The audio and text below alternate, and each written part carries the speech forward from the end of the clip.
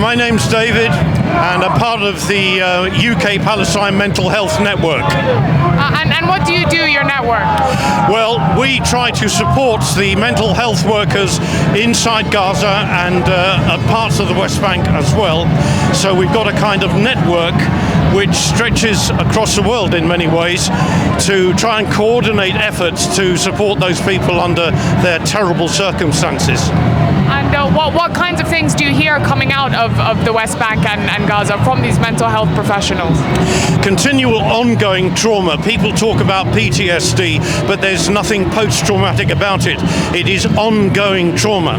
And so what we're trying to do is to make sure we have sustained efforts to foster resilience, not just amongst mental health workers, but in the population as a whole. And is this, how widespread is this trauma? Is it a big issue, or? Well, in Gaza it's everywhere. Everybody has experienced the same trauma. They respond to it, they react to it in different ways, but everybody basically is traumatized. And that is why a lot of the activities are group activities in order to try to get the maximum amount of range in the treatment. And a lot of people have described this war as a war on children. How has this affected children's mental health? Would you agree with that description? Well, that is so extensive, it has yet to be properly assessed.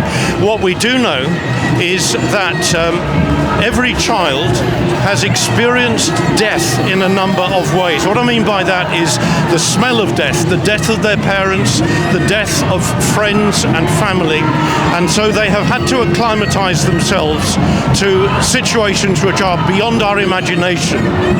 And that is one factor which motivates mental health workers, particularly in Gaza, to try to bring a kind of childhood experience or experience of childlike activities. Because you think they haven't had that child? Because they haven't had that. They've been forced to become adults and to take on responsibilities no child should ever have.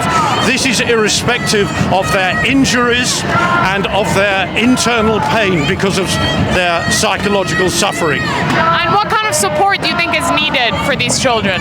What kind of support do you think is needed for these children? Massive support. Initially, they have got to have the support which provides them with security and food and water and those basic essentials. Without that, we can't do anything. But after that, there's got to be a reconstruction of community life, of family life in some form. And if there was one thing you'd want people to know to raise awareness about your work, about what you do, about its importance, what would you say? I think there are many things. It's difficult to know where to begin. I just think it's important that we're all actively in solidarity. They mustn't feel alone, and often that they do. And having a demonstration like this is just one thing that you can do to show solidarity.